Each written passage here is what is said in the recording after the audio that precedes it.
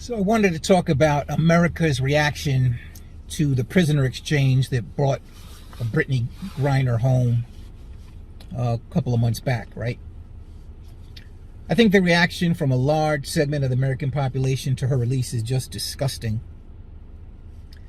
And they're acting as if Victor Bout, the Russian arms dealer, that somehow his life is more valuable than hers, and that Russia got a better deal by bringing this guy home than we did in bringing Britney Griner home. So I totally disagree with that, and I'm glad that she's home, and I'm all for the exchange to take place. So in April of 2022, we brought home United States Marine Trevor Reed from the Russian prison. He was convicted in 2020 and sentenced to 9 years for basically getting into a fight with Russian police officers. And it seems it's very doubtful that he actually got into a fight with them or whatever. But he's a Marine, so the Russians knew that he would have value. And they had their eyes on a pilot, Victor somebody or another, that they wanted to bring home. So he was sentenced to 9 years. He actually served 3 years in jail. They brought him home in April, okay? You probably never heard of that, right? You never heard of Trevor Reed. And you certainly, when Trevor Reed was brought home in April, where was the outcry of like, well, why are you bringing him home and you're not bringing home Paul Whelan, right? Because this is the type of thing that we're hearing when we bring Britney Griner home. Like, how could we bring her home and Paul Whelan is still there? So why didn't you keep that same energy when Trevor Reed was brought home in April of 2022?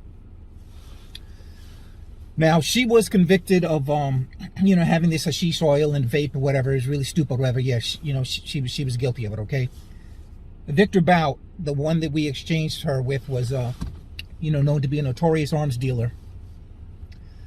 But before we get into his case, I just want to point out that the largest purveyor of gun violence in the world, the largest purveyor of gun sales, weapon sales in the world, is the United States government. In fact, the United States government is responsible for more than 50% of all weapons sales in the world, which is like, man, to me, that's just like pathetic and disgusting and shows the warped sense of values.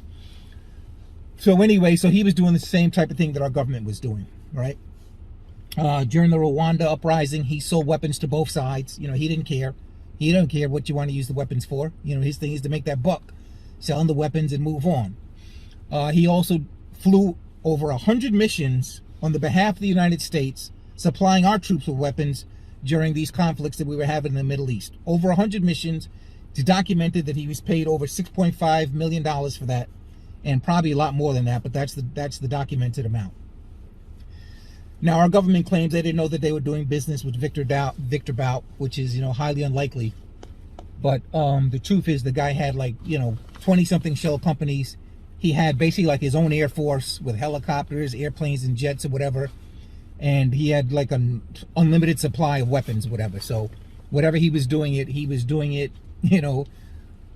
with somebody high up in the Russian government, helping him out. So no doubt he was a weapons salesperson, an arms dealer, right? Just like the United States government.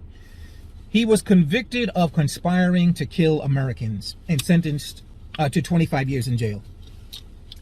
Conspiracy to kill Americans and delivering some type of weapons shipment. Okay, let's look at the conspiracy charges against him. You had two Colombian drug dealers pretending to be his customers, and they meet with him and they said they want all these weapons, all this, that, and the third, or whatever. And he's like, okay, fine, no problem, whatever. So, they meet with him, face to face. And during the meeting, they said, yeah, we want to use these weapons to blow the heads off of some of these, American pilots. And he's like, okay, yeah, great. Hey, I'm all for that if that's what you want to do, right? I mean, he's agreeing with his customers. That's all he's doing. That's what he's done for decades, and he's continuing to do it. Like, you want to kill Americans?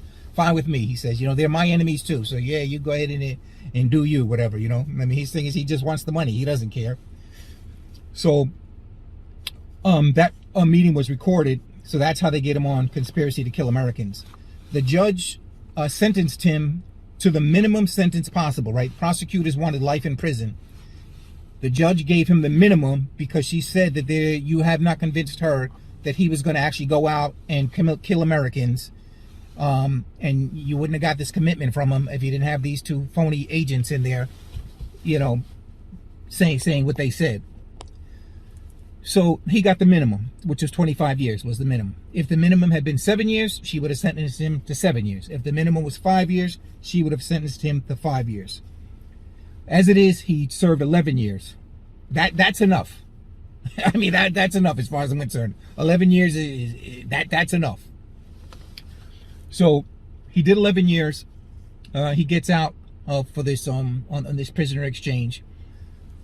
It's highly unlikely that he's going to pick up where he left off, you know, and start doing what our government does, which is selling weapons all around the world to the highest bidder. Right? It's highly unlikely now that he's going to be able to, you know, to get back into that line of business. So he's home. Now you have this outcry that, oh, how could you bring her home, and you're leaving Paul Whelan there, and Russia got the better end of the stick, as if Victor Bout's life is worth more than Britney Griner's. No, it isn't. And if Britney Griner was white, you know damn well all you white racists out there would be singing a different tune. Paul Whelan was convicted of espionage. Britney Griner was convicted of whatever the drug charges. She was guilty. The sentence, 9 years, was outrageous. Trevor Reed was convicted of fighting these police officers. You know, maybe he did, maybe he didn't, whatever. Victor Bout was convicted of, you know, arms dealing, conspiracy to kill Americans. He was guilty of that.